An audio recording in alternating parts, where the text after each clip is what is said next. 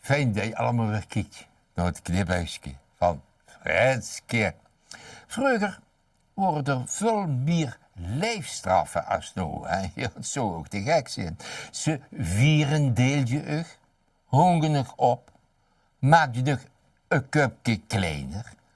En er wordt altijd een beroepsbeul voor ingehuurd uit Den Haag of zo. Had je heel goed zitten.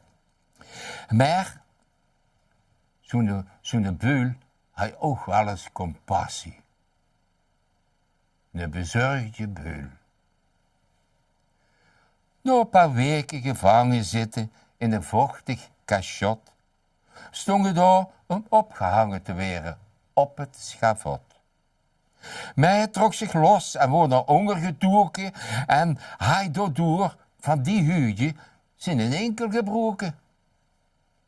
De erg geschrokken beul, die wordt giftig naar honger liep, pakte hem heel vaderlijk bezorgd bij zijn nekvelkje en riep: "Ik ben je bekend om u te bedienen, meneer den deken, want, lelijke stommerik, je had er een nek kunnen breken."